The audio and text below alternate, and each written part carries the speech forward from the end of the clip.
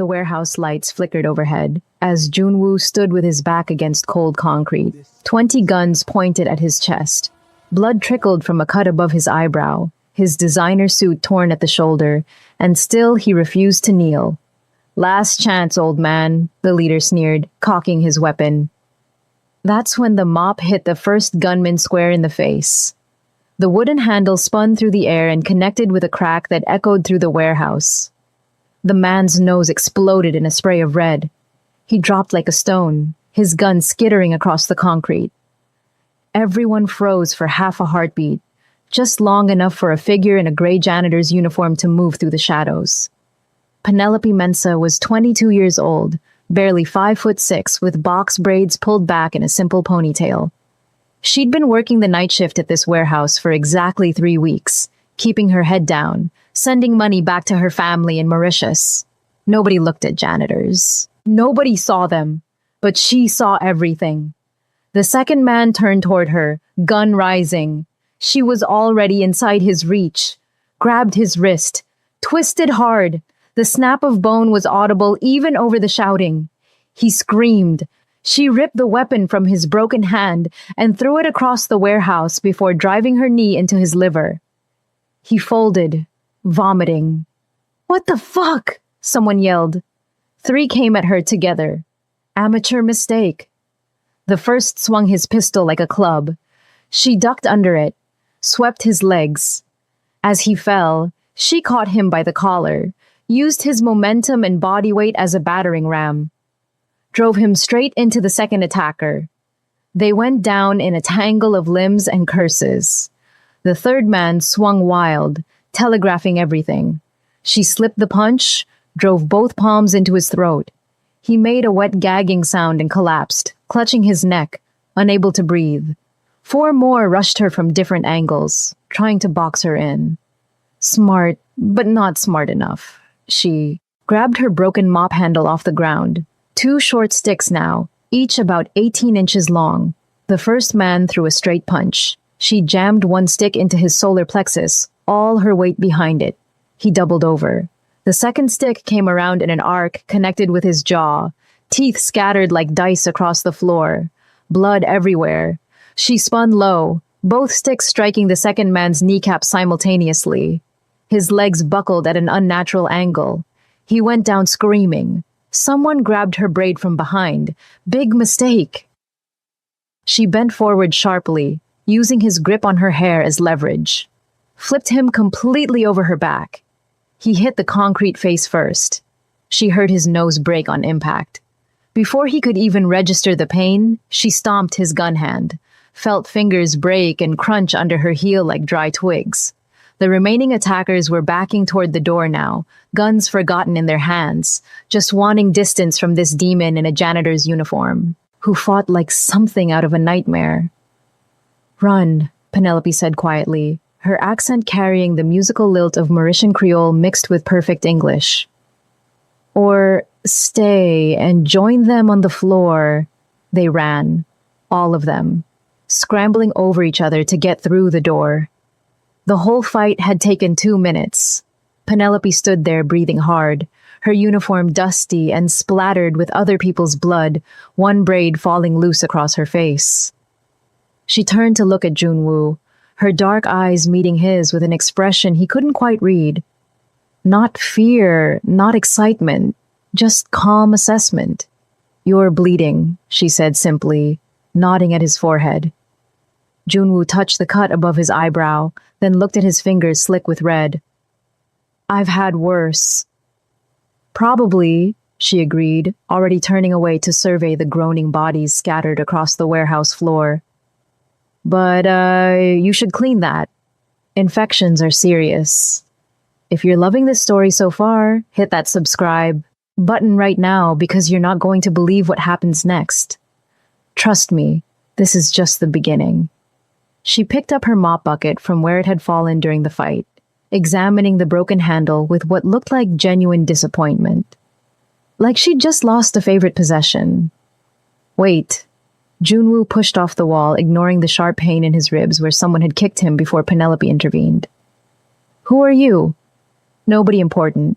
Just the janitor." Janitors don't fight like that. This one does. She started walking toward her supply cart parked against the far wall, dismissing him entirely. Something about her complete indifference irritated him more than the assassination attempt had. Junwoo had spent 30 years building his reputation on being untouchable, feared, respected across 3 continents. Men twice her size crossed the street when they saw him coming. This girl looked at him like he was just another mess to clean up before her. Shift ended. "What's your name?" She paused, considered not answering, then shrugged. "Penelope. I know who you are. Everyone in Atlanta knows who you are, Mr. Park." She grabbed her cart, started pushing it toward the elevator. "You should go home before more of them come. They usually send a second wave when the first fails. Come with me." The words surprised them both, hung in the air between them. Penelope turned back, one eyebrow raised. "Excuse me." "Come with me. I can offer you a job. Better pay than this." He gestured at the warehouse, the bodies, the blood. "Safer too." She laughed, but there was no humor in it. Just weariness. "No thank you. I have 3 more floors to clean tonight, and I can't lose this job. My family in Mauritius depends on the money I send home. I'm offering you a better one, more money than you make here in a year." "As what? Your bodyguard?" She shook her head, braid swaying. "I'm not interested in your world, Mr. Park. I just wanted to make sure nobody died in my warehouse tonight. Creates paperwork. Makes my boss ask questions I don't want to answer."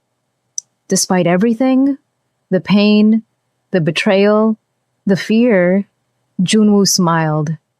Actually smiled. Something he hadn't done in months. "Your warehouse?" "I clean it every night, don't I? That makes it mine between midnight and 6 a.m. She met his eyes directly. No fear in them at all. Just quiet defiance. "Now, go home before I have to save your life twice in one night."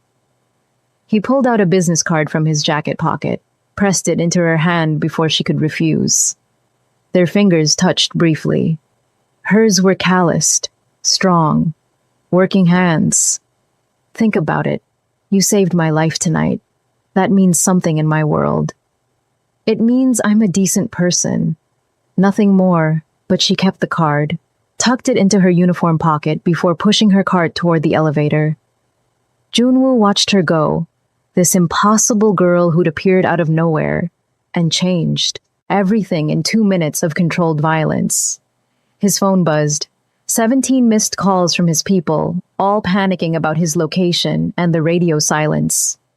He should call them, should deal with the situation, should begin the careful, bloody process of rooting out whoever had betrayed him tonight. Instead, he found himself thinking about dark eyes and island accents and the way someone could be both impossibly young and impossibly old at the same time. 3 days later, Penelope stood outside Park Industries Tower at 11 p.m., staring up at 50 stories of glass and steel that reflected the Atlanta skyline back at itself. She'd changed after her shift, traded the gray uniform for simple jeans and a yellow sweater her sister had sent from Mauritius last month. Her braids were freshly done, pulled back with a scarf that had been her grandmother's. The fabric was old, worn soft, still smelled faintly of the coconut oil her grandmother had used. She shouldn't be here. Knew. It in her bones, in the way her grandmother had taught her to listen to instinct before logic. But something about him pulled at her. Maybe the loneliness she'd seen underneath all that power and blood. Maybe just curiosity about a world she'd spent 2 years avoiding. Maybe both. The lobby guard checked her name against a list on his tablet, looked surprised to find it there, then waved her through to a private elevator that required a key card. The doors were polished chrome, showed her reflection, a girl from a tiny island trying to look brave in a world of giants. As the numbers climbed, Penelope's grandmother's voice whispered in her memory. "Penny, the strongest fighters know when to walk away, but they also know when to walk forward into fire." The elevator opened directly into a penthouse office that took up the entire top floor. Floor-to-ceiling windows showed Atlanta spread out like scattered diamonds, highways flowing with light. The city, alive and dangerous, and beautiful. And there, silhouetted against that view, stood Junwoo. He'd changed too. Simple black clothes, no suit jacket, his hair falling slightly across his forehead. The cut above his eyebrow had scabbed over, would probably scar. Somehow, that felt important. Permanent proof that their first meeting had been real. "You came," he said, and she heard genuine surprise in his voice, like he'd expected her to ghost him. "You gave me 5 stars in that review. My boss was so impressed she gave me a raise and promoted me to weekend supervisor." Penelope stepped into the office, her footsteps silent on expensive carpet. Felt rude not to say thank you. "That's the only reason?" She walked to the windows, looked out at the city sprawling below. From up here, everything looked peaceful. You couldn't see the violence, the desperation, the way people hurt each other in 1,000 small ways. "Still figuring out the other reasons. Give me a minute." Junwoo laughed quietly, joining her at the glass. They stood in comfortable silence. 2 people separated by 28 years and 1,000 different worlds, somehow finding themselves in the same moment. "I found who sent them," he said eventually. "The men from the warehouse." "Family?" "Nephew. My late brother's son, Sung-min. 24 years old, thinks he's ready to run the organization." Junwoo's reflection in the glass looked tired. "He sent 20 men to kill me. When that failed, he tried to have my car rigged with explosives yesterday." Penelope turned to face him directly. "But you're still alive." "I have good people checking my vehicles. Had good people," he corrected himself, jaw tight. "Sungmin got to 3 of them first, paid them off or threatened their families. I don't know which yet." "What did you do to him?" "Sent him to our operation in Busan, South Korea, far enough away that he can't cause immediate problems, close enough that I can watch him. He's still family. Family that tried to kill you, twice. Still family." The words sounded hollow, even to him. Penelope thought about her father, who'd sold their family land in Mauritius to pay gambling debts. Thought about how blood ties could strangle just as easily as hold. "You're kinder than I would be." "Kind?" He turned to look at her directly now, really look at her. "I'm a criminal, Penelope. I've done terrible things, hurt people who didn't deserve it, destroyed lives for money and power. Don't confuse mercy with kindness." "Then what would you call it?" He was quiet for a long moment, and she watched emotions flicker across his face. Pain, regret, something that might have been hope. Exhaustion. "I'm tired of losing people, tired of waking up and wondering which family member will betray me next." Something in her chest tightened. She'd expected arrogance when she came here tonight, maybe calculated charm or subtle manipulation. Not this raw, weary honesty from a man who'd built an empire on fear. "Why did you really ask me here?" she asked softly. Junwoo reached into his pocket, pulled out a business card, different from the one he'd given her before. This one was heavier stock, embossed lettering. "I want to offer you a job. Real one, not charity. Chief of Personal Security." "I don't know anything about security." "You took out 20 armed men with a mop in 2 minutes. That was survival, not skill." "That was absolutely skill," he corrected firmly. "The kind that can't be taught in any dojo or training program. You read the situation, adapt it instantly, use their numbers against them. And you didn't hesitate. Not once." He paused. "I need someone like that. Someone I can trust." "You don't know me. How can you trust me?" "You could have let them kill me. Would have been easier, cleaner. No witnesses to your abilities, no complications in your quiet life." His dark eyes met hers, and she saw something vulnerable there beneath a hard exterior. "But you didn't. You risked yourself for a stranger. That tells me everything I need to know. Or maybe I just don't like seeing people die in my warehouse. That too, but I think it's more than that. He held out the card. I'm offering you 200,000 a year, full benefits, housing stipend if you want it. You'd coordinate my security team, manage threat assessment, keep me alive. In return, I stay out of your way, and you get enough money to bring your whole family to America if you want. Penelope looked at the card but didn't take it yet. 200,000. She made 19,000 cleaning warehouses, sent most of it home. With that kind of money, her mother could see a real doctor for her diabetes. Her little brother could go to university. Her sister could leave the fish cannery that was slowly destroying her lungs. But nothing came free in this world. Especially not from men like Junwoo. What's the catch? You'll be a target. Anyone who wants to hurt me will eventually try to go through you. It's dangerous work. And if I say no? Then you say no, I'll leave you alone, keep paying your warehouse to give you excellent reviews, and you go back to your life. He smiled slightly. But I think you're tired of cleaning floors, Penelope. I think you came to America looking for something more than night shifts and wire transfers home. He wasn't wrong. She'd left Mauritius 2 years ago with her grandmother's blessing and $300 in her pocket, determined to see the world, to be something more than another girl from the coast who married young and died old in the same village where she was born. But America had been harder than she expected. Lonelier. The dreams she'd carried across the ocean felt smaller here, worn down by bills and bus rides and the weight of everyone depending on her. I need to think about it, she said finally. Fair enough. But let me buy you dinner first. Get to know my potential employer, right? There's a Korean place in Midtown, best bibimbap outside Seoul, open until 2 a.m. I don't know anything about Korean food. Then I'll teach you. He grabbed his jacket from where it hung over a chair. Fair warning, though, I take my food very seriously. So do Mauritians. We'll see whose culture wins. 45 minutes later, they sat in a corner booth at a tiny restaurant tucked between a laundromat and a convenience store. The kind of place you'd walk past without noticing, which was probably why Junwoo chose it. An elderly Korean woman had greeted him with obvious affection, patted his cheek, scolded him in rapid Korean for losing weight. When he'd introduced Penelope and explained she'd saved his life, the woman had grabbed both of Penelope's hands and said something long and emotional that needed no translation.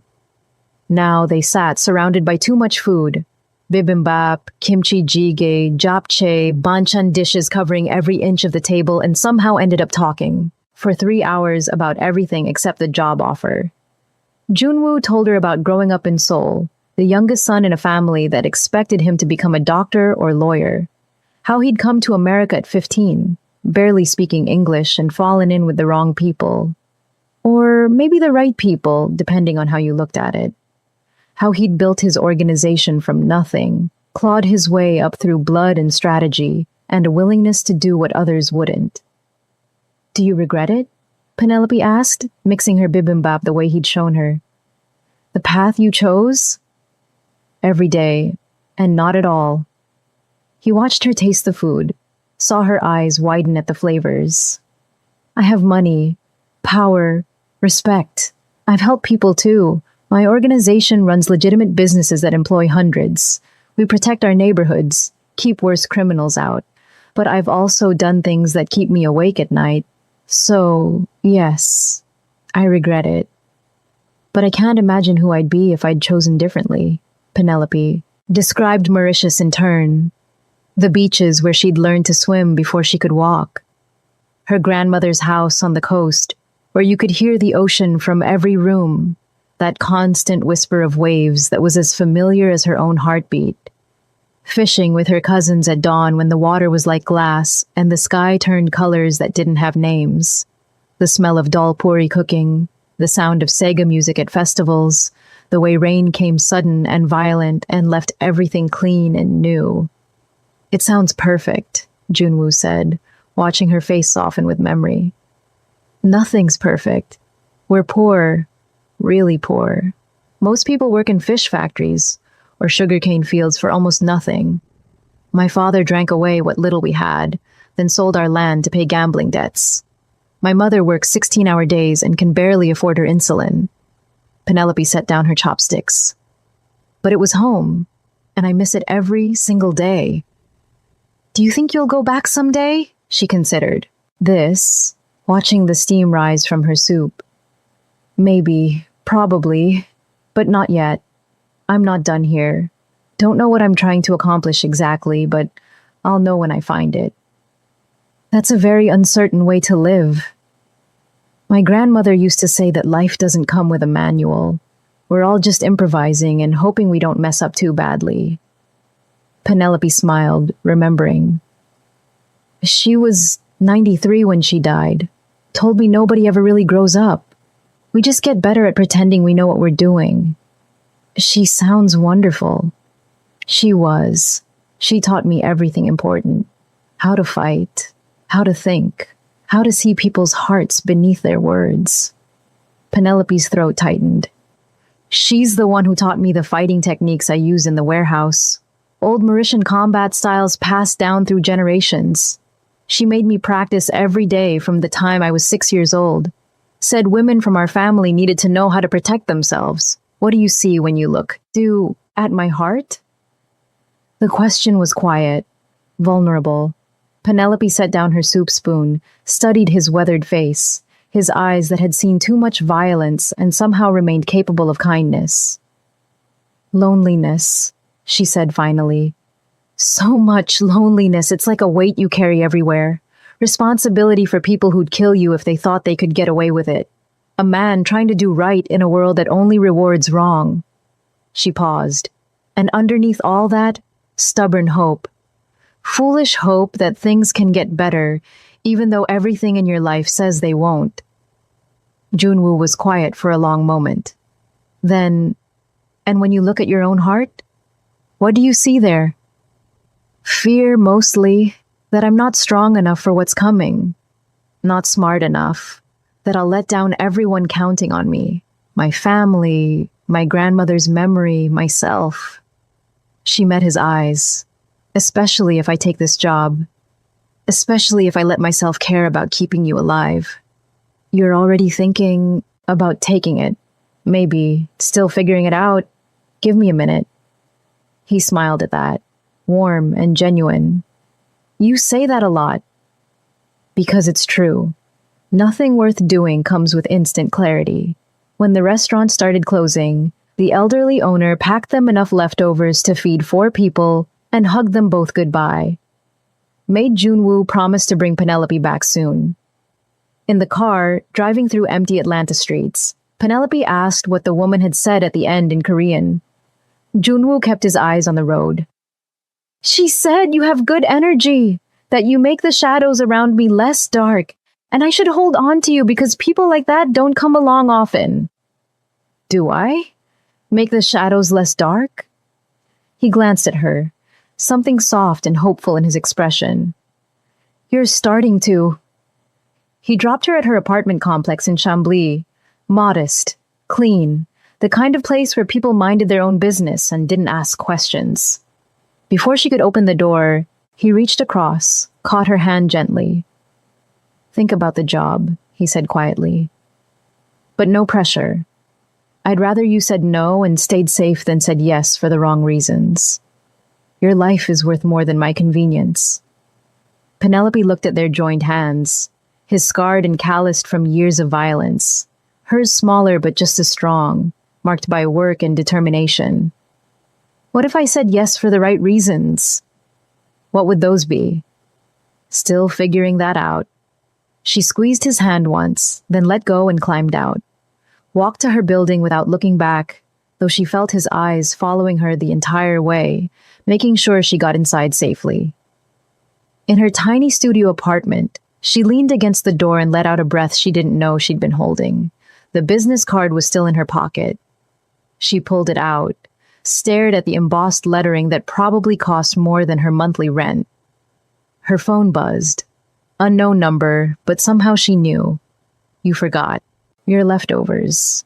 I'll bring them to your next shift if you want. Sleep well. JW. Despite everything. The danger, the complications, the absolute certainty that this was a terrible idea. She smiled. 2 weeks crawled by like months. Penelope worked her shifts, sent money home, tried to focus on the familiar routine. But everything felt different now. The warehouse felt smaller. The work felt meaningless. She caught herself looking at that business card a dozen times a day, running her thumb over the embossed letters like a talisman. Her little brother called from Mauritius, excited about a scholarship opportunity. Her mother called, worried about affording her medications next month. Her sister called, coughing from another 12-hour shift at the cannery, pretending everything was fine. On the 13th day, Penelope made her decision. On the 14th day, she showed up at Park Industries at 3 p.m., walked past the surprised receptionist straight to the elevator. The guard tried to stop her until Junwoo's voice crackled through the intercom. Let her up. He was waiting when the doors opened, surprise and something else. Hope, maybe relief, written across his face. I'll take the job, Penelope said without preamble. But I have conditions. Name them. 1. I'm not killing anyone. Protection only. Defense only. You need someone dead. Find someone else. Agreed. 2. I keep my apartment. Don't care how nice your guest rooms are. I need my own space. My own life outside of this. Reasonable. 3. She paused, met his eyes. We keep this professional. Whatever happened at dinner was nice. Really nice. But I can't protect someone I'm emotionally involved with. It clouds judgment, makes me hesitate at the wrong moments. So we're employer and employee. Nothing more. Something flickered in Junwoo's expression. Disappointment mixed with understanding and maybe respect. Of course. Professional. You're right, it's the smart boundary to set. Good. She stuck out her hand. When do I start? He shook it, his grip warm and firm and lingering just a second too long. Now, we have a security briefing in 30 minutes, then a family council meeting tonight. They'll want to meet you, probably try to intimidate you. Fair warning, my family makes the men in the warehouse look friendly. I'm not worried. You should be. They eat people like us for breakfast. Penelope smiled, sharp and confident.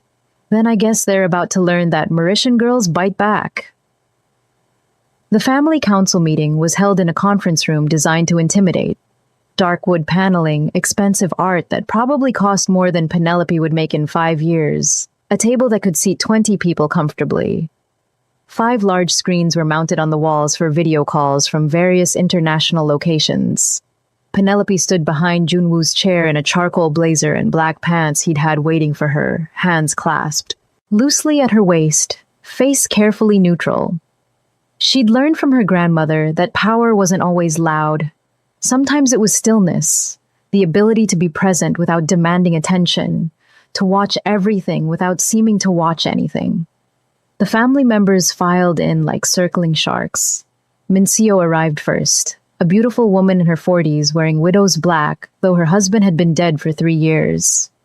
She had the kind of face that could sell luxury products. High cheekbones, perfect skin, eyes like chips of ice. She looked at Penelope with cold assessment, dismissed her in a glance, turned to Junwoo. This is your solution? A child? This child saved my life 2 weeks ago, Junwoo replied calmly, not rising to the bait. Something 40 of our professionally trained men failed to do. Because your nephew betrayed you. Because you've become weak, brother. Sentimental. Minseo took her seat at the table like it was a throne. Maybe if you'd shown Sungmin more respect, taught him properly instead of exiling him at the first sign of ambition. He tried to kill me. That's not ambition. That's treason. You killed his father, your own brother. Maybe he wanted justice. His father tried to kill me first. I had no choice. There's always a choice. Minseo's voice went cold. You just choose violence every time. Taehyun entered next, younger than Junwoo but prematurely gray, wearing an expensive suit that screamed corporate. He managed the legitimate side of the family business, real estate, import-export, investments. He nodded politely to Penelope, took his seat without comment. Smart, she decided, watching and waiting before forming opinions. The screens flickered to life one by one. Sung-min appeared in the first, calling from Busan, his young face twisted with barely concealed resentment. He looked like Jun-woo might have at 24, handsome, ambitious, angry at the world. Uncle Dong-won appeared in the second screen, elderly and sharp-eyed, calling from Seoul. His face was a roadmap of wrinkles, each one earned through decades of surviving in their world. 3 other faces Penelope didn't recognize filled the remaining screens, relatives from other branches of the family, all watching with predatory interest. Jun-woo stood. Thank you all for coming on short notice. I'm introducing my new head of personal security, Penelope Mensah. She'll be coordinating all protection details moving forward. Silence, the kind that felt like a living thing. Then Sung-min laughed from his screen, the sound cruel and young. A woman, an African woman? Uncle, have you completely lost your mind, or are you just thinking with something other than your brain? The insult hung in the air. Penelope felt every eye in the room shift to her, waiting to see if she'd react, if she'd prove herself weak. She didn't move, didn't speak, just stood there with that same neutral expression, like Sung-min was a fly buzzing somewhere in the distance, annoying but ultimately insignificant. Be very careful, nephew, Jun-woo's voice dropped dangerously low. She's the reason you're in Busan instead of a grave. I'd suggest showing respect. You should have killed me. At least then I'd know you still had your edge. Your family. Family you exiled. Family you betrayed. Uncle Dong-won's voice cut through the argument like a knife, speaking in rapid Korean. Jun-woo responded in the same language, the conversation heated and fast. Penelope understood none of the words, but read the body language perfectly. Dong-won was testing, probing for weakness, making judgments. Finally, the old man switched to English, his accent thick but his words precise. This girl, show us her skills. I want to see what we're trusting with our lives. That's not necessary, Jun-woo started, but Penelope stepped forward. It's fine. She looked around the room, pointed at Tae-hyun. You, attack me, for real, not practice, like you mean to hurt me. He blinked, genuinely surprised. Excuse me?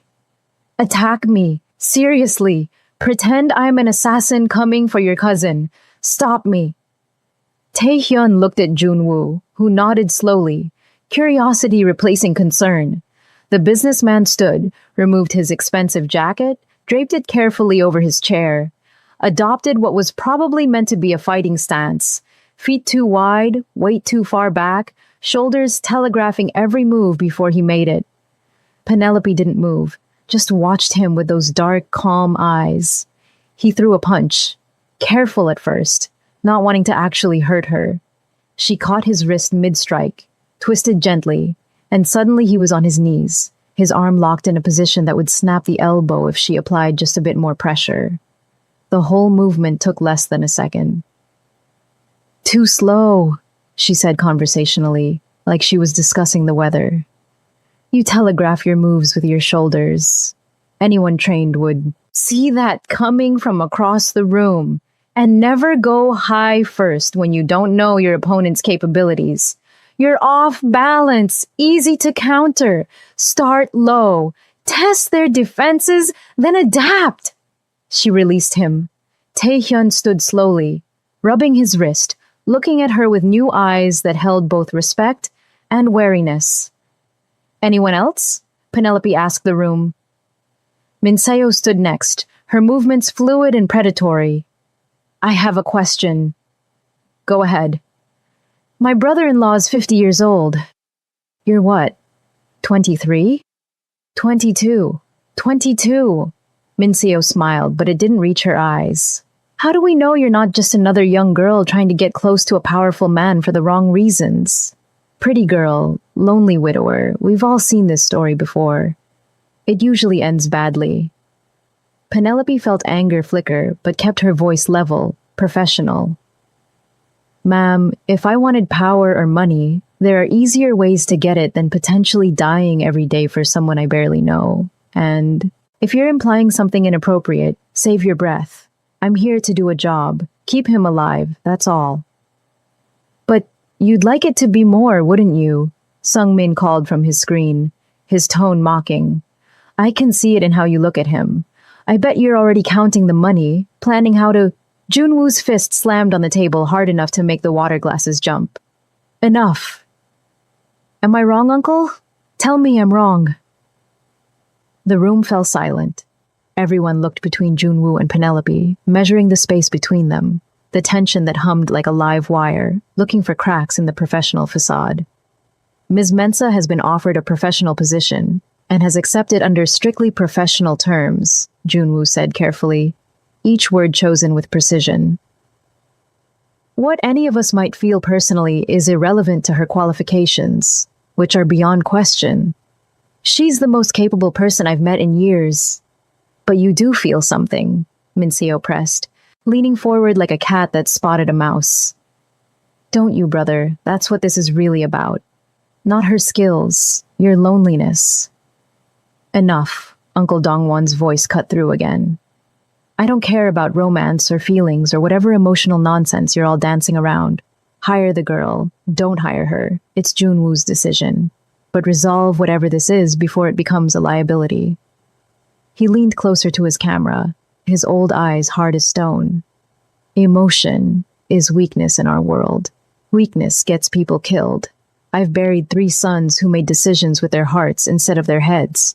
Don't become the 4th. The old man disconnected. One by one, the other screens went dark until only Sung Min remained, his smile poisonous. Enjoy it while it lasts, Uncle, he said softly. Eventually, everyone you trust betrays you. It's family tradition. His screen went black. Minseo gathered her things, an expensive purse, a phone that probably cost more than Penelope's entire wardrobe, and paused by the door. For a moment, something shifted in her expression. Not quite kindness, but something close to it. For what it's worth, she said to Penelope, not looking at Junwoo, I hope you're as good as you seem. My brother-in-law deserves someone watching his back who actually cares whether he lives or dies. She paused. Just be careful. This family destroys everything beautiful it touches. Always has.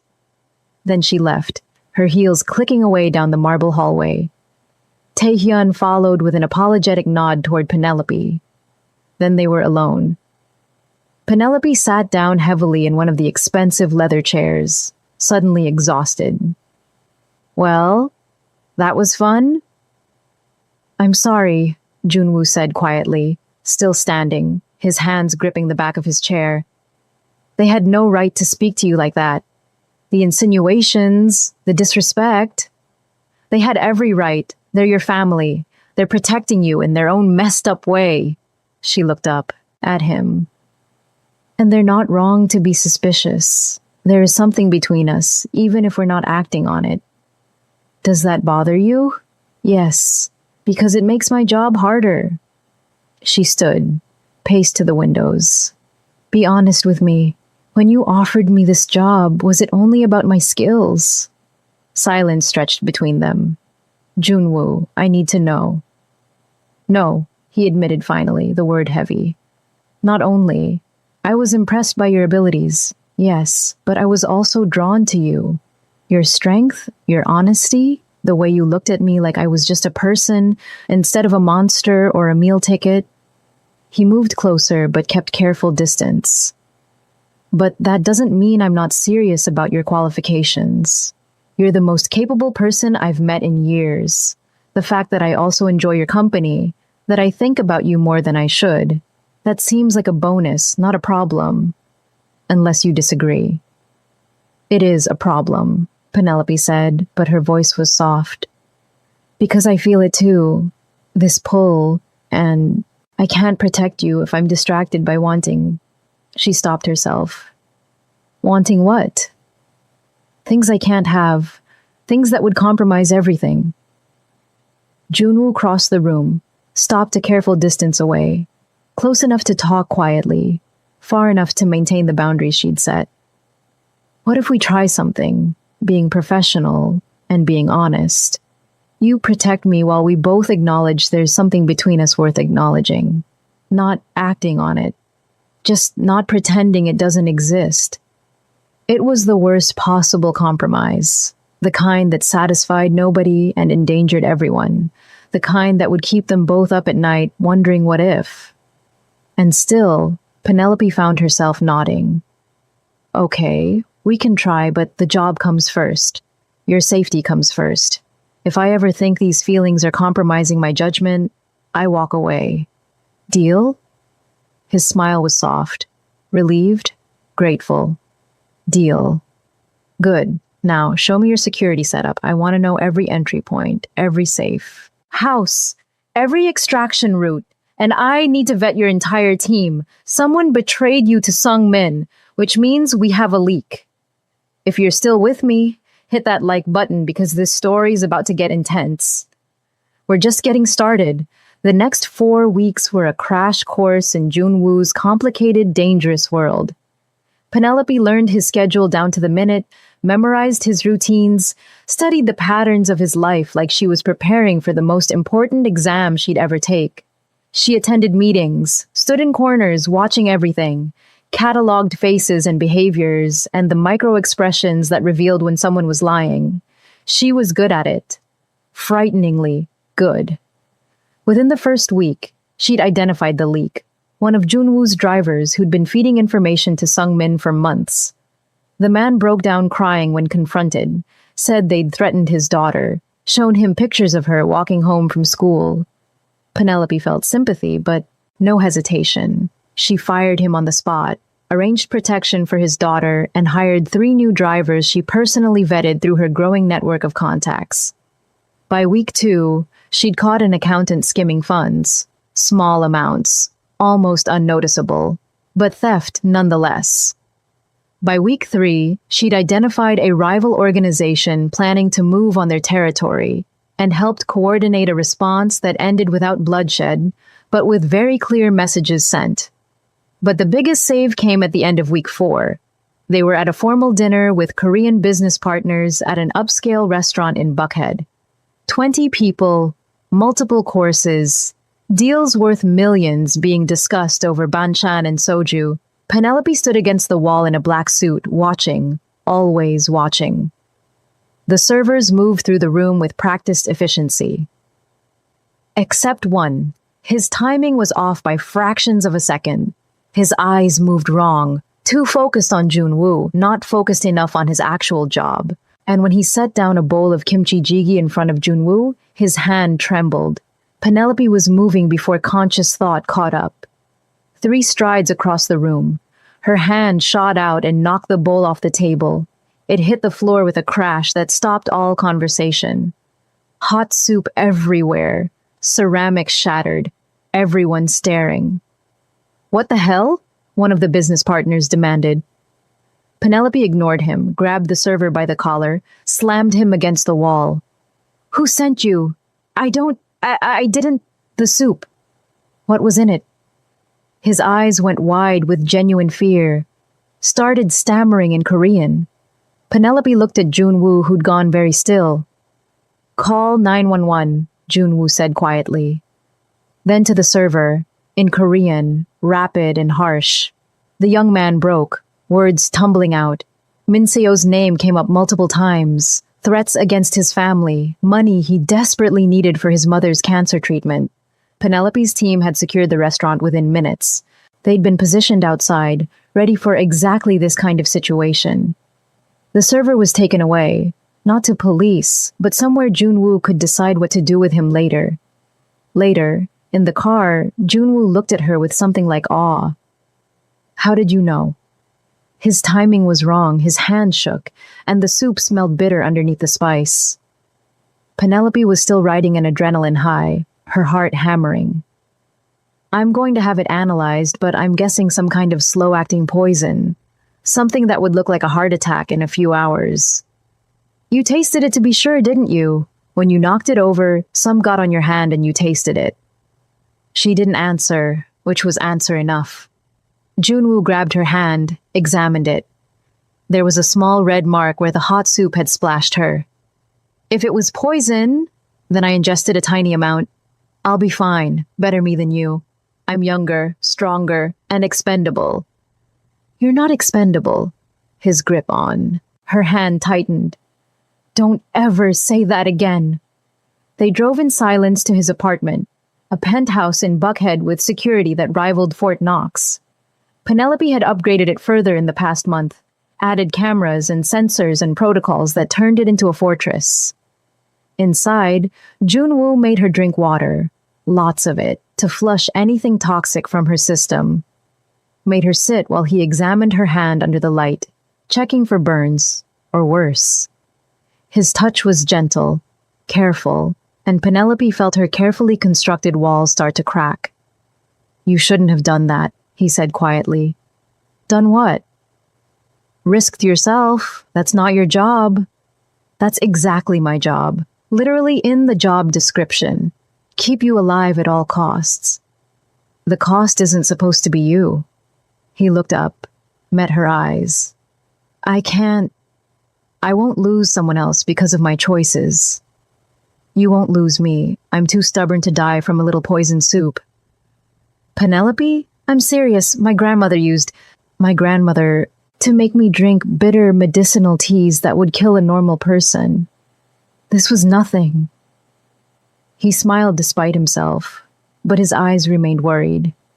They sat there in his kitchen, her hand still in his, the space between them charged with everything they weren't saying.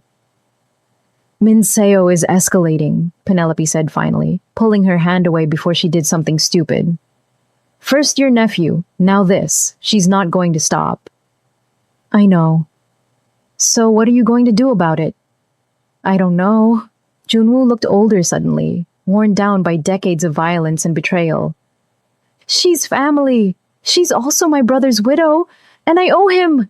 You owe him nothing. He tried to kill you. You did what you had to do. I put a bullet in my own brother's head. To save your own life. That's not murder. That's survival. Junwoo stood, paced to the windows that showed Atlanta glittering below them. Do you know what it feels like to kill family? To look into eyes that share your blood and pull the trigger anyway? No, but I know what it feels like to be betrayed by family. To watch people who should love you destroy everything you've built. Penelope joined him at the window. My father sold our land, our home, everything my grandmother had built over 60 years. Sold it to pay debts he'd hidden from us. When my mother found out, it nearly killed her. Broke something in her that never healed. What did you do? I left. Couldn't stay in that house anymore. Couldn't look at him without wanting to hurt him. So I came here, to America, looking for something better. Something clean. She laughed without humor. Instead, I found warehouses to clean and a crime boss to protect. My grandmother would find the irony hilarious. Would she approve? Of this job? Of me? Penelope considered carefully. She'd say you're a man carrying too much weight, that you need someone to help you carry it before it crushes you.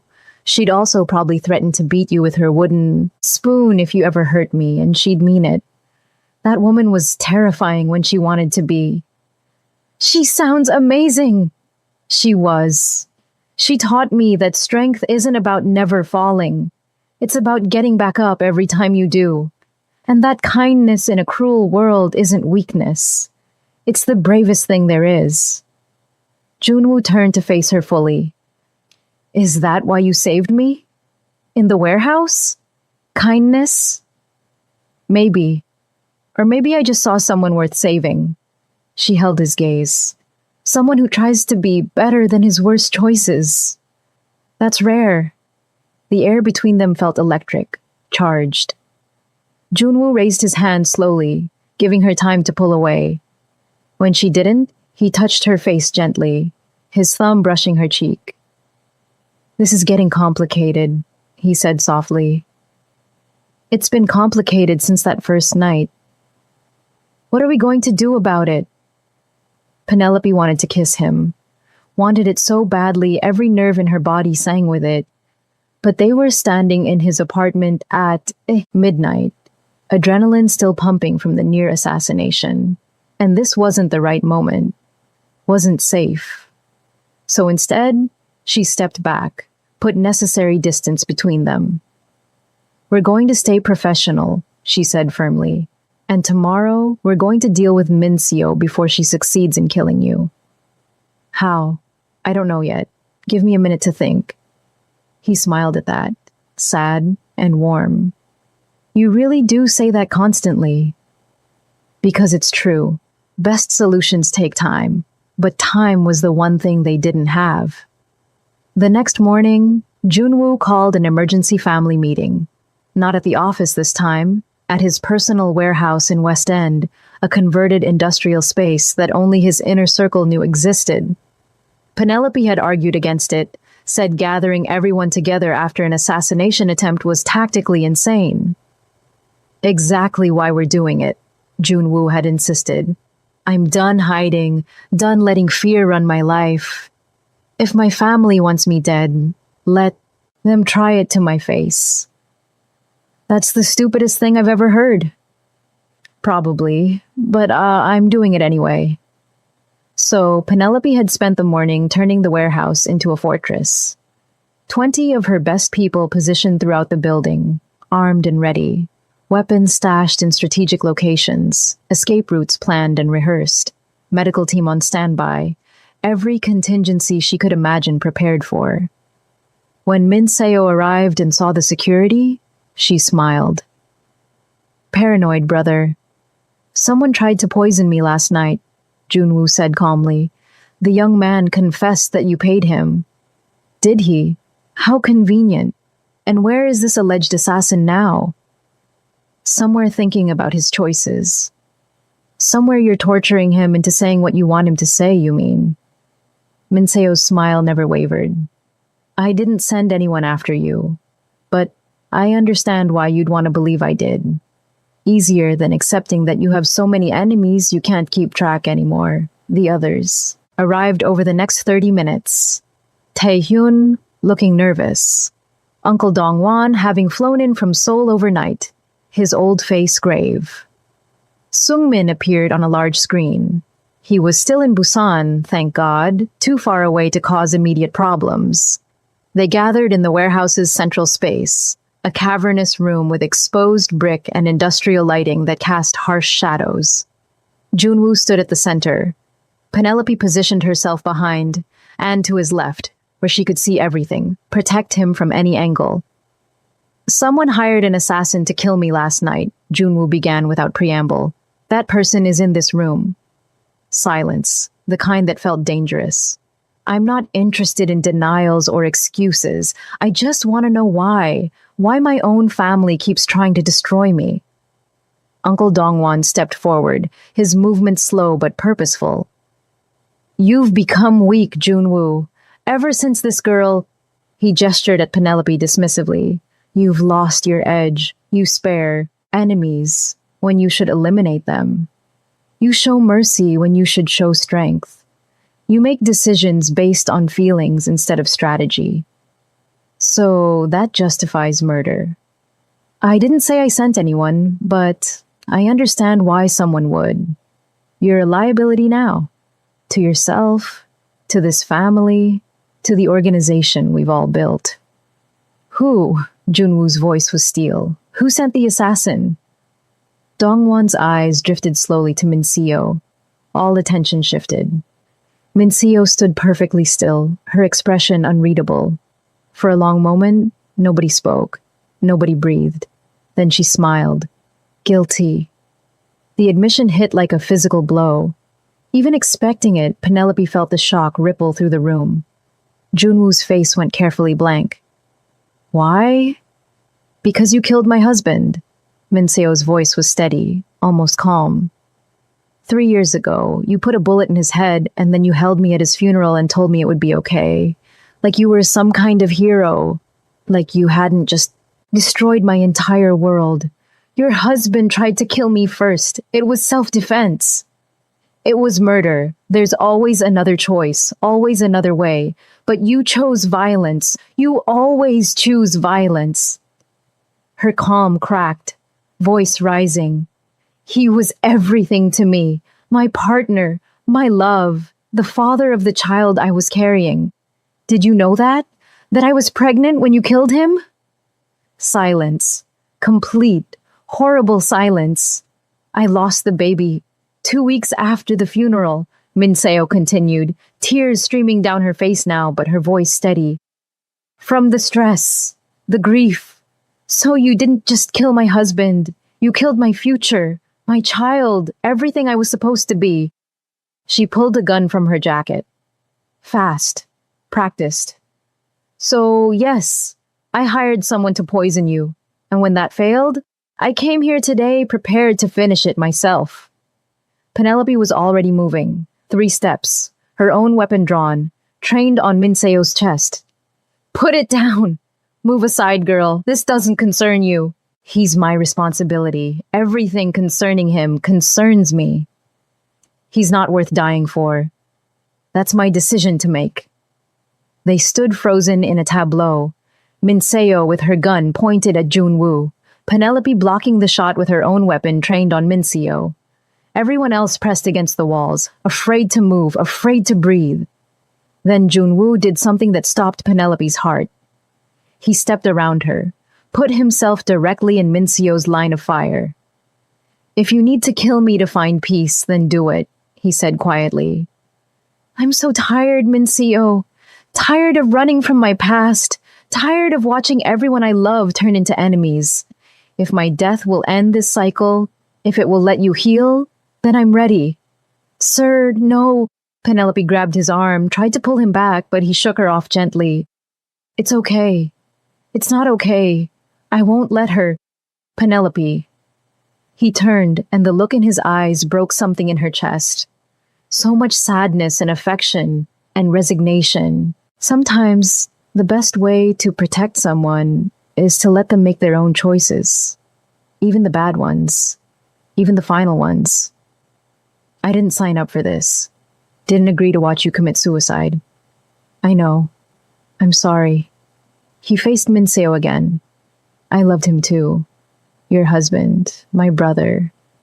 He was brilliant and funny and kind when he wanted to be. And I killed him because he didn't give me a choice. But I've lived with that choice every day since. It haunts me. His face haunts me. His voice cracked. And I didn't know about the baby. God, Minseo, if I'd known, it wouldn't have changed anything. You still would have pulled that trigger. Yes, because he pulled his first, because he forced my hand. But I'm sorry for everything you lost, for the pain I caused. I'm truly sorry. Minseo stood there, gun shaking violently in her hand, tears streaming down her face. For 30 seconds, that felt like 30 years. Nobody moved. Then her arm dropped. The gun clattered to the concrete. Floor. I can't, even knowing what you did, even hating you with everything in me. I can't do it, because you're right. He pulled first. And because, she sobbed, actually sobbed. Because I'm so tired of hurting too. Junwoo moved forward slowly, like approaching a wounded animal. When he was close enough, he pulled her into a careful embrace. Minseo resisted for a moment, then collapsed against him like a marionette with cut strings, sobbing into his chest. He held her, rocking slightly, whispering in Korean, apologies, and comfort, and shared grief. Penelope holstered her weapon with shaking hands. She'd been prepared to shoot Minseo, would have done it without hesitation, put a bullet in another human being to protect Junwoo. The realization left her cold and shaking. This job was changing her into someone she didn't recognize. The others in the room slowly relaxed. Taehyun picked up Minseo's gun, cleared it, set it on a table far from everyone. Uncle Dongwon watched, everything with those ancient eyes, nodded slowly, like this confirmed something he'd suspected. After what felt like hours, but was probably only minutes, Mincio pulled back, wiped her eyes, composed herself with visible effort. I want out, she said to Junwoo. Out of this family, this business, this life. I want to leave Atlanta, go somewhere I can breathe without smelling blood. Start over if that's even possible. Where will you go? I don't know yet. Maybe back to Korea, maybe somewhere new entirely. She looked around the warehouse, at the armed guards, and the family that had become enemies. I just know I can't stay here, can't keep living in this cycle of revenge and violence. You have my blessing, and whatever money you need to start fresh. I don't want your money. Take it anyway, for the baby I didn't know about, for the husband you lost, for every tear you've cried because of my choices. Junwoo pulled an envelope from his jacket. Clearly he'd prepared for multiple outcomes from this meeting. There's information for an offshore account. $3 million. American. It's yours. No strings. Min Seo took the envelope with shaking hands. This doesn't make us even. No, nothing could make us even. But maybe it makes your new start a little easier. She nodded, looked at Penelope. Take care of him. He's an idiot, but he means well. And for what it's worth, you were fast enough. If I'd really wanted him dead today, you would have stopped me. That's why I'm leaving instead of dying here. Something like respect flickered in her eyes. You're better than I expected. Thank you, Penelope said, not sure what else to say. Mincio left, just walked out of the warehouse, out of their lives, carrying that envelope like it weighed nothing and everything. The meeting dispersed after that. The crisis had passed. Uncle Dongwon approached Junwoo before leaving. You're still weak, the old man said, but without the earlier venom. But perhaps that's not always wrong.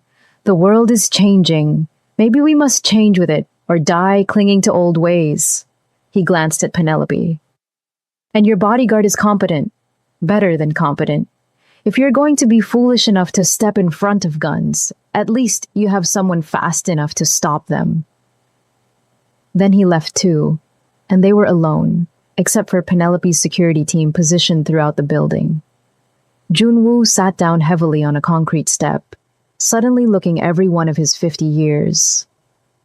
Penelope dismissed her team, told them to maintain perimeter but give them space. Then she sat beside him. For a long time, neither spoke.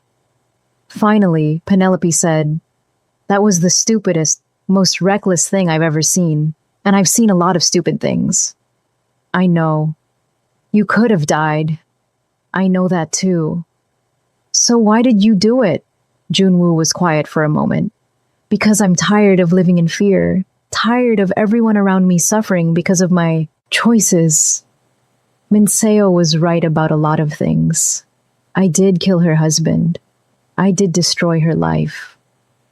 Maybe I deserved whatever she wanted to do to me. You don't get to decide you deserve to die. Not while I'm responsible for keeping you alive. I'm sorry for putting you in that position. You should be. Penelope's voice cracked slightly. I was going to shoot her, was half a second from pulling the trigger, would have killed someone to protect you, and I've never killed anyone in my life. He turned to look at her, really look at her. I'm sorry. Stop apologizing and start thinking. What if she hadn't stopped? What if she'd pulled the trigger anyway? Then you would have stopped her. You're fast enough. What if I wasn't? What if I hesitated just for a moment because I couldn't? She stopped, swallowed hard. Because I care too much to think straight. Penelope, no, let me finish. She stood, paced away from him. This is why I said we needed to stay. Professional. This right here. Because when I thought she might kill you, when you stepped in front of that gun, something in me broke. And I can't protect you if I'm breaking. Junwoo stood too, moved toward her. Then maybe you shouldn't protect me. What? Maybe this was a mistake. The job, the proximity, all of it. Maybe you should walk away before this world destroys the good person you are. Don't you dare! Penelope spun to face him, anger flashing hot. Don't you dare offer me that escape route. I took this job knowing what it was, knowing what you were. And I'm staying because... She stopped, the words stuck in her throat. Because why? Because you're worth protecting. Because underneath all the violence and complicated history, you're trying to be better. Because when I look at you, I see someone as lost as I am, and maybe lost people are supposed to find each other. The words tumbled out faster now. And because I think I'm falling for you, which is the worst possible thing that could happen, and I don't know how to stop it. The admission hung between them. Raw, honest, terrifying. Junwoo closed the distance between them slowly, raised his hand, cupped her face gently. I've been falling for you since that first night, when you fought like a warrior and looked at me like I was just a person. Not a monster, not a paycheck, just a person. This is so stupid. We barely know each other. I know, but I've never felt this way about anyone. This pull, this certainty that you're important, that losing you would be worse than any bullet. We can't. I know that too. They stood there, foreheads almost touching, breathing the same air. Every instinct in Penelope screamed to close the distance, to take what she wanted, but she'd made a promise. Professional. Boundaries. So instead, she stepped back, put necessary space between them. We need a rule, she said, her voice steadier than she felt. A real one? If we're going to acknowledge these feelings exist, we need a line we don't cross. Not yet. Not while I'm protecting you. What line? No kissing. No intimate contact beyond friendly. We can be honest about how we feel, but we don't act on it until the danger passes. Until I'm not responsible for keeping you alive anymore. And when will that be? I don't know, but I'll know when we get there. Junwoo smiled, sad and understanding. Okay, no kissing until you say it's safe. I can live with that. Can you? For you, I'd wait forever. The words hit harder than any physical touch. Penelope felt tears prick her eyes, but blinked them back. You're making this very difficult. Good. You're worth being difficult for. Her phone buzzed, shattering the moment. She pulled it out, read the message, and her expression went hard. We have a problem. What kind of problem? Someone just broke into your main office, stole files, copied documents, financial records going back 15 years. Very professional job. They knew exactly what they were doing. Who? Unknown, but Detective Chen is there now and she wants to talk to you immediately. They drove to Park Industries Tower in tense silence, both lost in thought. By the time they arrived, Penelope had already called in her team, started gathering intel, building a picture of what happened. Detective Chen met them in the lobby, same tired-looking woman from before, sharp eyes missing nothing. She took in how Penelope positioned herself between Chen and Junwoo, how her hand never moved far from her concealed weapon. Mr. Park, your security system was disabled between 2 and 4 this afternoon. Very professional.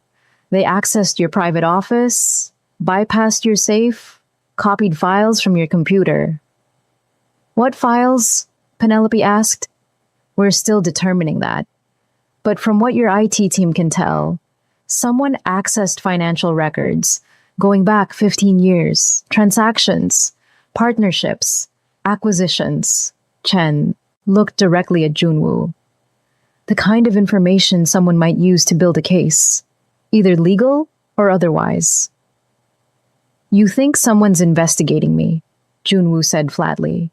I think someone's gathering ammunition, whether they plan to use it with law enforcement or against you personally. That's the question I can't answer yet. She paused. Off the record? Whatever's coming, it's big. Someone with serious resources is making a move. Watch your back. They spent 2 hours going through security footage, reviewing access logs, answering questions. When Chen finally let them leave, night had fallen completely. In the car, Junwoo made calls in rapid Korean to various people across his organization. When he finally hung up, his expression was grim. Taehyun is missing, hasn't answered his phone in 8 hours. His wife says he left this morning for a meeting and never came back.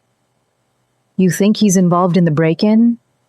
No, Taehyun's many things, but he's not a thief. Which means whoever broke in took him too. This is coordinated. Someone's making a move on the entire organization. Who has the resources for something like this? Junwoo pulled out his phone, showed her photos of 3 different men. Shortlist could be the Chen family out of Chinatown. They've been trying to expand into our territory for years. Could be the Volkov operation running drugs through the port. They have Russian mob connections. Or someone inside my own organization who's been planning this for months. Someone I trusted. Penelope's hands tightened on the steering wheel. How many more betrayals can one family hide? In my experience, no limit. Her phone rang, unknown number. She almost didn't answer, but something made her pick up. Penelope Mensah? A male voice, American accent with something underneath she couldn't place. Professional, educated, but cold. I have something you want. Who is this? The person who has Taehyun. He's alive, unhurt, and will stay that way if you follow instructions exactly. Junwoo leaned forward. What do you want? Mr. Park. Perfect. Saves me a call. I want you to meet me tomorrow at noon. Hartsfield-Jackson Airport, International Terminal, Gate E27. Come alone. Well, you can bring your lovely bodyguard. I'd like to meet the woman who's caused so much trouble for my plans. What plans? Who are you? Tomorrow. Noon. Don't be late. The line went dead. Penelope pulled into an empty parking lot, killed the engine. Her mind was already racing through possibilities, threats, contingencies. It's a trap. Obviously. So we're not going. We have to. They have Taehyun, who you don't even like that much. He's always argued against your decisions, questioned your judgment. He's family, and he's innocent in whatever game someone's playing. I won't leave him to whatever fate they have planned. Junwoo met her eyes. I go. You stay here. Coordinate with the team. Prepare for whatever happens next. Not a chance. Penelope? No, absolutely not. We agreed. Wherever you go, I go. That's the deal. The deal was you protect me. Hard to do that if we're both walking into an obvious trap. She wanted to argue, to insist, to use her position as head of security to veto this suicidal plan.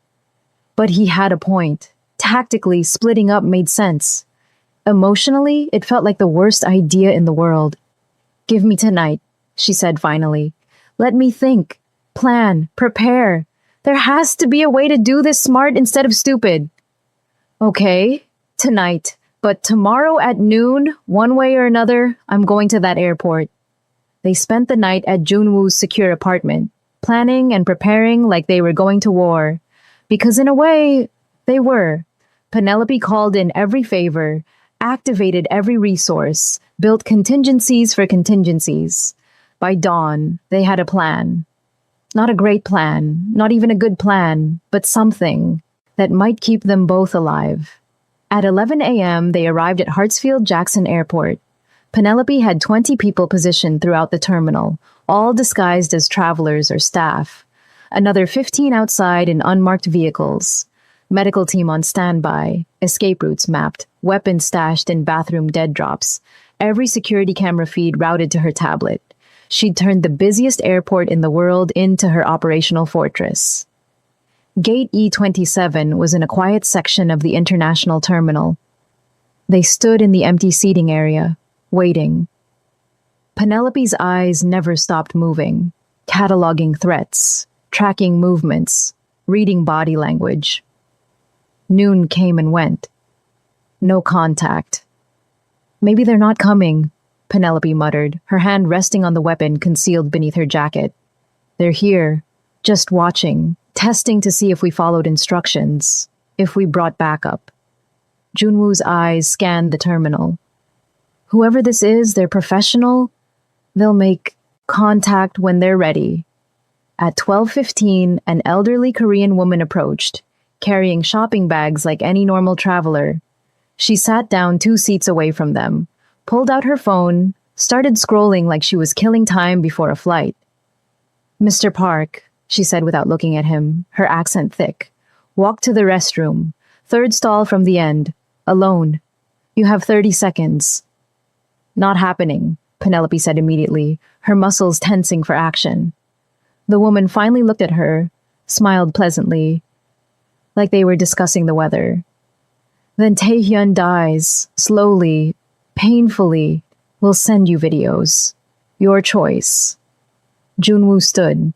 It's fine. Sir, absolutely not. Trust me, I need you out here coordinating. If this goes wrong, you're the only person who can get everyone out safely. He squeezed her shoulder briefly. Trust me. Every instinct in Penelope's body screamed to stop him. But he was right. Tactically, she was more useful out here. She let him go, watched him walk toward the restrooms, every muscle in her body coiled and ready. She counted to 30, then 60. At 90 seconds, she'd had enough. Made the call. All units, move to secondary positions around the restrooms. Nobody in or out. She followed, positioned herself where she could see the entrance. Her team had already locked down the entire bathroom area. No way anyone was getting in or out without them knowing. 5 minutes passed. 10. At 15, her radio crackled. Boss, we've got movement. Black SUV just pulled up at the service entrance on the lower level. Someone matching Park's description just got in. They're moving. Follow them. Close but not too close. Do not engage unless I give the order. She was already running. Her team materialized around her, moving in coordinated precision. They piled into 3 vehicles, took off after the SUV. But Atlanta traffic was thick, and whoever was driving knew every trick. Within 20 minutes, they'd vanished completely into the labyrinth of downtown streets. Penelope slammed her hand against the dashboard hard enough to hurt. No. No, no, no. Her phone rang. Junwoo. Are you hurt? She demanded, her heart hammering so hard it physically hurt. I'm fine. Listen carefully. This wasn't a kidnapping. It was a meeting. And Penelope, you need to hear this. What? Get back to the office. Bring the full council. Everyone. Taehyun is fine. He's with me. We're both safe. And what I learned in the last 30 minutes changes everything. I don't understand. You will. Office. 1 hour. And Penelope? His voice softened. I'm sorry for scaring you. I know you were terrified. Terrified doesn't begin to cover it. When I thought, she stopped herself. Too many people listening. Just get back safe. I will. I promise. The call ended, leaving Penelope sitting in the back of an SUV in downtown Atlanta, adrenaline still screaming through her system, trying to make sense of what just happened. 2 hours later, Junwoo walked into Park Industries Tower like nothing had happened. Taehyun was with him, looking shaken but unharmed. Penelope was waiting in the lobby with 12 of her people, all armed, all ready to respond to any threat.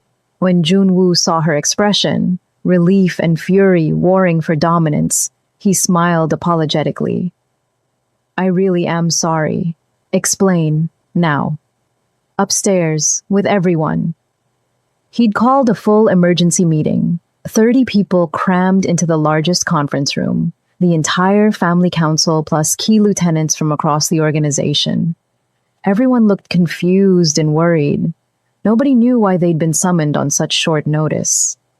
Junwoo stood at the head of the table, Taehyun beside him. Penelope positioned herself where she could see everyone. Watch for threats. protect Junwoo from any angle. For the past 6 months, Junwoo began, someone has been systematically gathering information on our organization, not to destroy us, not to turn us over to law enforcement, to buy us. Silence. Confused silence.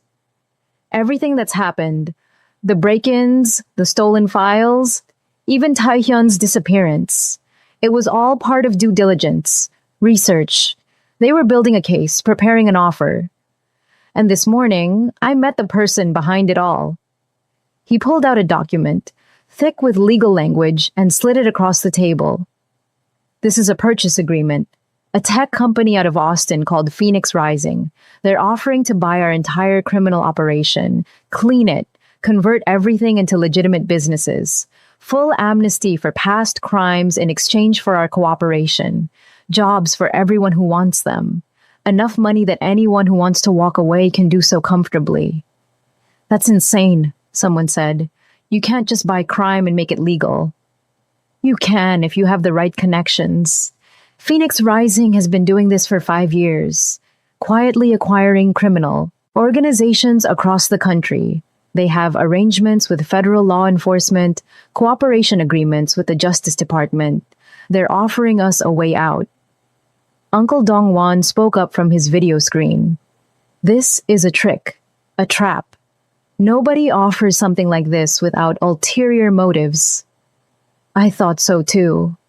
That's why I spent 3 hours this morning with their CEO, reviewing their financials, talking to people they've already converted. It's real. Everything checks out.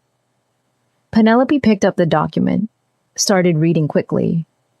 The terms were actually generous, suspiciously generous. Full immunity from prosecution, transition assistance, compensation packages that would make everyone in this room millionaires. If it was real, it was almost too good to be true. Who's behind this? She asked. Who runs Phoenix Rising? Junwoo pulled up a photo on the screen. A man in his 60s, Korean American, kind eyes behind wire-rimmed glasses, distinguished looking. Like someone's favorite professor. Kim Seung-ho, former Yakuza enforcer, turned legitimate 30 years ago, built a tech empire worth billions, claims he's trying to break the cycle of violence, says he was where we are once, and someone gave him a chance. Now he's paying it forward. Or it's an elaborate con, Minseo's replacement, a younger woman named Ji-yeon, pointed out. Get us to trust them, hand over everything, then destroy us. That's possible, but they already have everything. The files they copied give them enough evidence to put us all away for decades. If they wanted to destroy us, they'd just hand that to the FBI. Instead, they're offering us an exit. The room erupted in argument. Some wanted to accept immediately. Others wanted to fight. A few wanted more time to investigate. Penelope stayed quiet, watching Junwoo, reading his body language. He wanted this. She could see it in how he held himself, the hope carefully hidden beneath professional neutrality. He wanted out of this life, wanted clean hands, wanted to be something other than what 30 years of violence had made him. When the noise died down, Uncle Dong-won spoke again. What do you want to do, Junwoo? Really? I want to accept. Not because I'm afraid of prison, but because I'm tired. He looked around the room, at all these people whose lives depended on his choices. Tired of looking over my shoulder, tired of watching family turn on family, tired of being someone people fear instead of respect. And because his eyes found Penelope. Someone recently reminded me that the strongest thing you can do is choose compassion when everyone expects cruelty. This feels like that choice. What happens to us? Taehyun asked. To all of us? You choose. Take the money and retire. Stay on as employees in the new legitimate business. Or walk away and start fresh somewhere else. Kim is giving everyone options, no judgment. And if we refuse, then he releases the evidence, and we all take our chances with the legal system. But I don't think he wants that. I think he genuinely wants to help. Junwoo paused. I need a decision. We have 72 hours to respond. For the next hour, they debated, argued, examined every angle, but slowly, inevitably, consensus emerged. The vote wasn't unanimous. Some of the older members wanted to fight, wanted to maintain the old ways, but 70% chose to accept the deal. 3 days later, the contracts were signed. Park Industries began the complex, delicate process of going legitimate. It took weeks of lawyers and accountants and tense meetings with federal prosecutors. But slowly, impossibly, it happened. Penelope spent those weeks coordinating security, managing the transition, ensuring nobody decided to cause problems during the vulnerable changeover period. She barely saw Junwoo except in meetings and briefings, both of them too busy managing the chaos to think about anything else. 6 weeks after that meeting, it was done. Park Industries officially became Park Enterprises, a legitimate import-export business with actual legal products and real tax returns. The criminal organization that had existed for 3 decades dissolved like morning fog. Junwoo stood in his office looking at the new corporate charter like he couldn't quite believe it was real. How do you feel? Penelope asked, joining him at the window. It was the first time they'd been alone in weeks. Lighter, like I've been carrying weight for 30 years and just put it down. He glanced at her. And terrified. I don't know how to be anything other than what I was. You learn. Same as everyone else. Will you stay? The question was quiet, vulnerable. I know the job's different now. Less danger, less excitement, mostly just boring corporate security. You might want something more meaningful. Junwoo. She waited until he looked at her. I didn't stay because of the danger. I stayed because of you.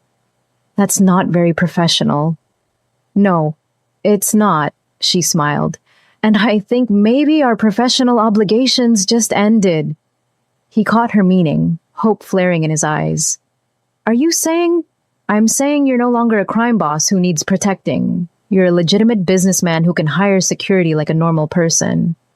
Which means I can quit. You're quitting? Effective immediately. Consider this my resignation. She pulled out a paper from her pocket, an actual resignation letter she'd prepared that morning. Set it on his desk. Junwoo's face fell. Oh, I see. You're leaving Atlanta. I didn't say that. Then I'm saying I can't date my boss, but I can date the man who used to be my boss. If he's interested. She stepped closer. Are you interested, Junwoo? He closed the distance between them in 2 strides, cupped her face with both hands, looked at her like she was something precious and impossible. I've been interested since that first night, when you fought like a warrior and looked at me like I was just a person. Then ask me properly. Penelope Mensah, would you go to dinner with me? Real dinner, not business. Just 2 people getting to know each other without guns and bodyguards and people trying to kill us? I'd love to, but Korean food? You still owe me a proper education. He laughed, that surprised, genuine laugh she loved more than anything. Deal. Then he kissed her. Finally, after months of wanting and waiting and carefully maintained distance, he kissed her. Soft and careful at first, then deeper when she wrapped her arms around his neck and pulled him closer. It felt like coming home, like finding something she hadn't known she was looking for. When they finally broke apart, both breathless, Penelope smiled against his lips. Worth waiting for. Absolutely. He kissed her forehead, her cheeks, the tip of her nose. I love you. Have since you hit someone with a mop and changed my entire world.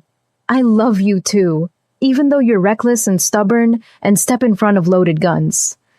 I promise to work on that. You better, because I'm planning to keep you alive for a very long time. They stood there in his office, no longer a crime lord's fortress, but just a businessman's workspace, holding each other while Atlanta spread out below them. Outside, the world kept spinning. But here, in this moment, they had each other. And maybe that was enough. 3 months later, Penelope stood in that same office watching Junwoo argue on the phone about shipping regulations and customs forms. Completely normal, completely boring, completely perfect. Her phone rang, unknown number. She almost let it go to voicemail, but curiosity won. Penelope Mensah? A woman's voice, professional but warm. My name is Claire. I work for Kim Sung-ho at Phoenix Rising. We have a situation in Houston, another organization that needs convincing to go legitimate. Mr. Kim was wondering if you and Mr. Park might be interested in consulting, using your experience to help others escape the life you left behind. Penelope looked at Junwoo, who'd finished his call and was watching her curiously. It would be dangerous work, Claire continued, but meaningful, helping people find the same second chance you both found. Interested? Can I think about it? Of course. But Penelope, people like you and Junwoo are rare.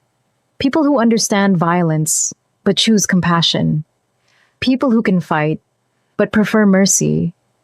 The world needs more of that. After she hung up, Junwoo asked, "Good news or bad news?" "Not sure yet. Give me a minute to figure it out." He smiled, crossed the room, pulled her into a gentle hug. "Take all the time you need. I'm not going anywhere." She leaned into him, feeling safe and understood. Not in Mauritius, not just in Atlanta, but here, with him, building something new. "I love you," she said quietly. "I love you too. For better or worse, for boring or dangerous, for whatever comes next." They stood there surrounded by shipping schedules and customs forms, building a life from the pieces of their old ones. Some love stories start with fireworks. Some start with danger.